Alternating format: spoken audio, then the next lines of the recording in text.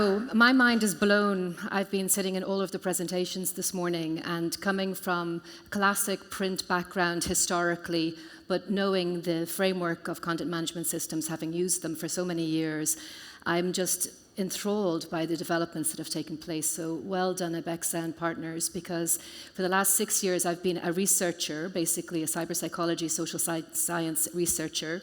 My main core subject has been about cyberpsychology and our human interaction with the digital layer that we are in the process of creating, and what content and different types of language and content does to our brain. So bear with me. I know this is the pre-lunch slot and everybody's going to be hungry, and I'm not going to stand in the way. I know that's a classic cliche.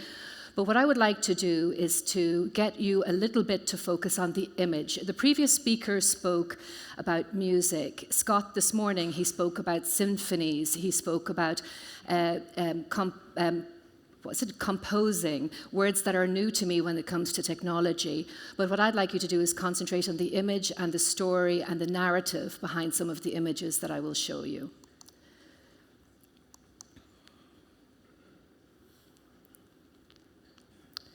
The dice is rolled. This is a mythological labyrinth where the Minotaur, guided by Ariadne, is basically dragged into an environment not of their own design, where they spend time, and this is being a mythologic story, one of the 15 major myths, where we're looking at the world of content as a labyrinth which we have to navigate through. How do we keep a consistent mission, vision, and values with our content? It's through Ariadne's thread. Please reflect. Trust, authenticity, and the future of content in the age of AI. Me personally, I've published about 150 brands and published about 300 books, but hopefully this rectangle might resonate with you. This is the National Geographic sign. For 125 years, National Geographic has been making content that moves minds, that involves people embracing the content and traveling in their mind to places that they would never travel to in their lifetime. That's what real multimodal content has looked like always. And in the case of National Geographic, which I launched in Hungary, for example, in 2004, it continues to be one of the strongest brands today. This beautiful and very harmoniously placed, I must say, sign and symbol is a representation of trust, authenticity when it comes to content, AI or no AI.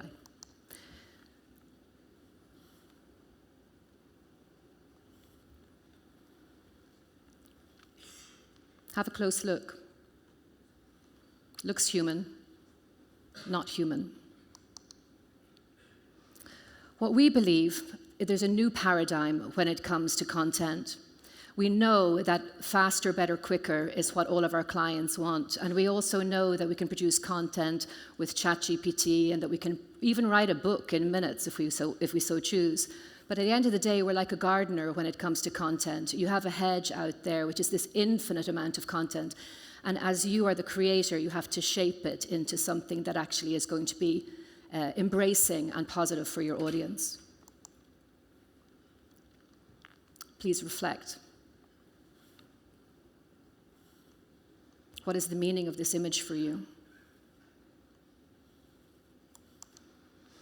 The human element in AI and in content, we underestimate, I believe, when we start speaking about topics like SKUs, product descriptions, trying to scale up in evergreen content. I think we underestimate the emotional aspect that content generates when it comes to the consumer, and how they feel when they're embracing a story narrative, and how actually, with our 100,000-year-old circuitry, we are dramatically impacted on a visceral, somatic level by what we read.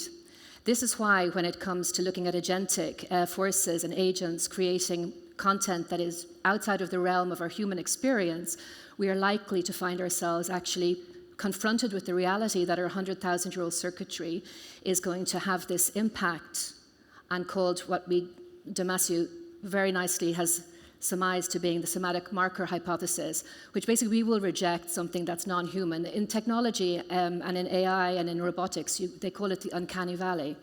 The same applies, and research has also shown that the same applies when it comes to content. This is Vermeer.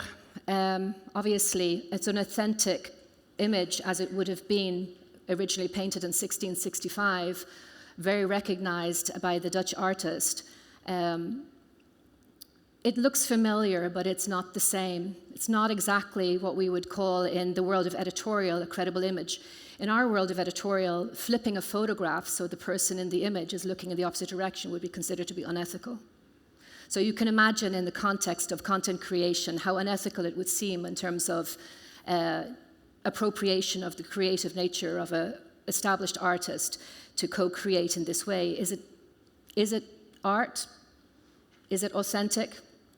On this subject, I would like to lean on the shoulder of a giant, Bezos, who talks about all of his decision-making being broken into two categories, type 1 decision-making and type 2 decision-making. Type 1 is when you walk into the labyrinth and you cannot walk out, when you walk through the door and you cannot walk out.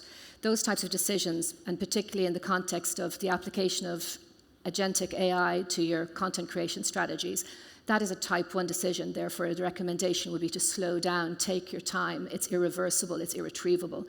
A type 2 decision is very simple. If it's your Marcoms, if it's commodified data and you want to do it faster, better, quicker, you can prototype in small areas with small domains of your customers, and you can reverse, but you can't reverse if you actually unleash automated content creation without actually any form of reversal mechanism. I want to draw your attention. These slides will be presented to you so you can go into detail with them later on, but I'd like to draw your attention to a company called Soul Machines based out of the Netherlands. It's a combination of where CGI meets large language models and the creation of digital humans. And this being the next part of what we believe, and when I say we, I'm talking about my peers in the publishing industry as well as my peers in the localization industry, is going to be a very, very transformative new layer where digital humans will be the interface for most of our customers. So what is briefing them? What is our content strategy when it comes to that brief? I believe, might I point out, that these are it's a habitual nature of the human mind to basically anthropomorphize things. It's why we love our cartoon characters. It's why we're going to love our AI agents. It's why we're going to call them humans, feel like they're humans, but they're not humans. And when we are imbuing these human attributes, we're misleading ourselves. In addition, also, I believe that all of these subjects belong in the boardroom. So they're not just decisions that are CMO decisions or CTO decisions, that they're decisions that you too will have to make sure that you push up the monkey, not take the monkey when it comes to decision-making about content. So, trust in AI content, as you see here in this image, and I'd like you to reflect on it in a minute, it's once again, the red thread. There's a tendency, because of the anthropomorphization of AI, to say, oh, it's the AI is going to be responsible. But no, it's the human who's going to be responsible. And in these powerful AI systems, which are imperfect and biased, the question is going to be how important are we going to determine the question of ethical transparency, and how are we going to make sure that we don't erode the trust? Because trust is hardly gained, very hard to gain, very easily lost.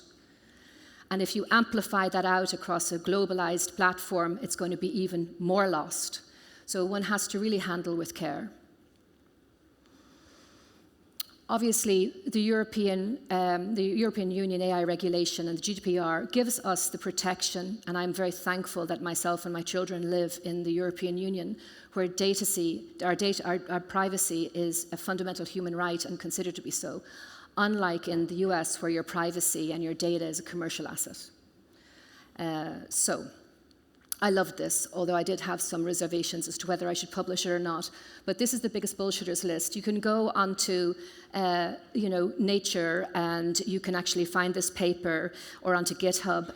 Vectora talks about the hallucination leaderboard. This is an inversion of the slide. Typically, you see the best performers at the top, and then somewhere down 3 pages later, you see the worst performers. This is an inversion of that to show you what the 3 worst performers look like in terms of hallucination rate. And what I love about this image, it's like an emerging Pinocchio,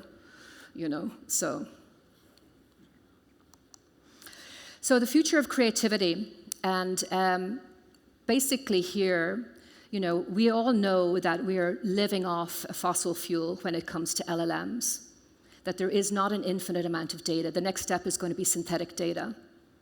And the question when it comes to synthetic data is, who's going to actually oversee that? Who's going to determine if that content is genuinely good for the audience? Now, I once again stress there's a difference between the generic content that we talk about when it comes to SKUs, product descriptions, and, letting people know that you've got, your chicken is 25% off if you go to your local Lidl on a Friday. That's a completely different story than the mind-moving content that we are going to be experiencing and the vast amount of misinformation and disinformation we're going to be experiencing when we unleash synthetic content particularly into our social media streams. We already know this. So the illusion of human creativity. I mean, once again, I did my research on DALI, D-A-L-I, because it was 100 years of surrealism in October. The first Surrealist Manifesto was published on October 24, 1924. By André Breton. And I did a research actually in Copenhagen at the DALI exhibition there, which was an immersive virtual reality exhibition. And they had a reconstituted with DALI, D-A-L-L-E, of Dali's authentic works, which are obviously surrealist works. So you're going into an immersive environment. The research showed that, and I did this with the Institute of Art and Design and Technology in Dublin, and my research showed that while it was not quantitative, it was qualitative research, that there's a sense of alienation that is generated by machine-created. Even if it's a reconfiguration, it feels alien. Whereas we are very much open to being immersed, even in a completely 360-degree, full immersion environment into human creativity. It's like a levitation for the soul. Very different to machine-created content. So I want to make sure that I don't overgo in my time, but I would like to say that obviously I'm not an anti-AI person. I am a very cautious person and a risk-averse person, though, and I do understand the very, very powerful nature of content. A little bit of history about my background. In 1994, we launched the first independent newspapers in Central Europe, the Budapest, Warsaw, Prague Business Journal. We did that for 5 years, backed by Microsoft at the time, because they needed business news you could use. So we were printing papers. We launched the first fax news service, where we were synthesizing the daily newspapers that back in the day would come out at 3 o'clock in the morning, and we would translate them and send them in a fax news service. So I have a really long history of independent journalism and authentic journalism and content as a means to shape the world around us. So when we are talking about automation, and we're talking about IP and authorship, I just would like to stress to you the importance of making sure that you keep trust and authenticity at the center of your thought processes and your design processes. Okay, moving swiftly on, multi-agent reality. I'm a Trekkie, I have to confess. I'm just desperate to watch the next movie. I've always believed in the universe is out there and that we are frontier people. And hence it's why I went to Central Europe after the fall of the Berlin Wall and why I'm in this space standing here now.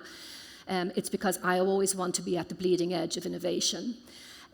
We believe, amongst our peers, that this multi-agent reality that we're about to create, however, cannot be too far away from your corporate mission, vision, and values. And that's why we believe the discussion about AI belongs in the boardroom, and it has to filter down from the boardroom, like the Ariadne's thread going to the labyrinth, to make sure that if you get yourself in there, that you can get yourself out. We see that the specialist ecosystem will be basically integrating multiple different virtual agents. And these agents will be research agents doing one task, content creation agents doing another task, virtual or visual content agents doing another, and distribution agents doing a fourth. So we basically feel that it's going to be like an orchestration or a symphony of virtual agents that will be creating this virtual ecosystem for content. AI singularity. I was saying to Scott outside, a couple of years back when I was still working classically in classic publishing, I had the misfortune, I don't know, of spending some time in Silicon Valley in 2015. I went to the Singularity University where I spent some time talking to Ray Kurzweil. I asked him at the time, I said, in 2045, because at the time it was 2015, I said, my son is going to be, the youngest son will be the same age as I am today. what will be his biggest challenge if mine is exponential technology today? That was 10 years ago. He said, it will be to make music that has never been heard. Ray Kurzweil being the inventor of the synthesizer. I was very put off, might I point out, because I would say that I'm a humanist rather than a technological-centered person. But there is this massive, concern that I have personally and broadly as well as researchers. We have this concept of AI singularity, where AI surpasses human intelligence. It sounds like science fiction, but we believe it's already here. We feel like the opening slide with Ariadne in the labyrinth, that the dice has already been rolled. And the question is going to be about our ethical AI development. And it's not going to be about smarter algorithms, it's going to be about responsible algorithms. I'd like to draw your attention also to a really great top voice at LinkedIn, Louisa Jarowski. If you have a chance to subscribe to her newsletter, I'd like to give a shout out to her. So the power of explainability. I love this image, and I think a few of us in the room do. If you can't explain it, then you've got a problem. It's like a little bit like earlier on, I was speaking to one of my Ibexa friends who was a new friend, let's say, and I said, my French teacher is always telling me, like in French, le temps c'est un espace géographique, c'est pas la même chose en anglais. And he asked me, can you explain it? I said, no, because I'm not French. I can't explain it. So here I believe that we are at the cusp of basically coming up with new products, new ideas, engineering new solutions that are going to have a massive social impact. So it's very important to understand dual use and to have in the boardroom dual use horizon scanning on your content strategy. Once again, I say there is a differentiation between the commodity content and the mind-moving content, like what National Geographic has been doing for 125 years, or what very shortly you're also going to be doing for your brands. Governance and the role of global governance. I don't want to speak too much more about it, but the regulatory frameworks must balance and be safe and prevent misuse and ensure equitable outcomes. Otherwise, we're going to be enchained in solutions that we cannot remove ourselves from.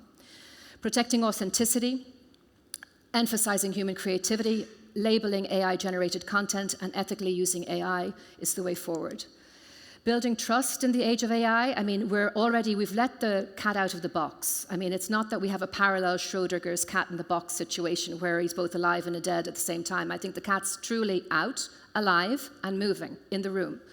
So it's too late to catch it.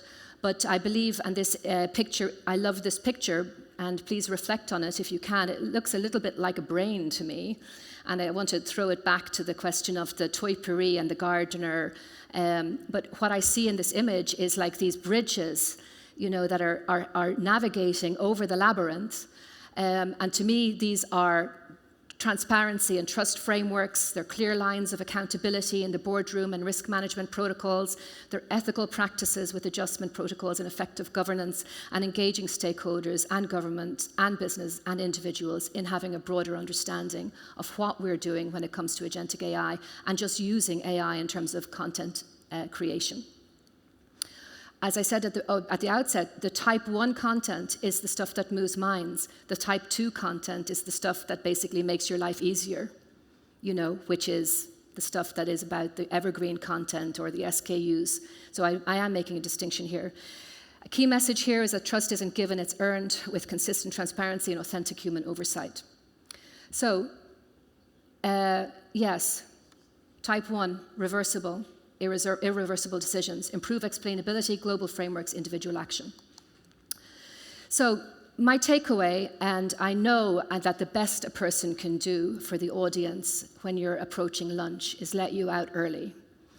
So I am aware that this could be the most valuable part of my presentation for you.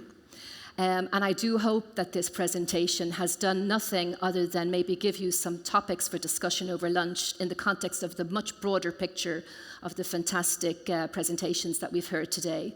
But my takeaway is a call to action. This is a human being. Her name is Natasha. Unfortunately, her house just got burned down in the Palisades in Los Angeles. So she's a real human being, somebody I know, somebody who has a story. The takeaway is summarized there. Authenticity and trust are non-negotiable. The risks of AI require immediate action. Future of content relies on human and AI collaboration. Educate yourself on the ethics, advocate for transparent policies, and embrace responsible AI tools. And because I'm a researcher, I'm absolutely determined to share with you some of my sources. This presentation was made with the help of AI. We made 3 scripts.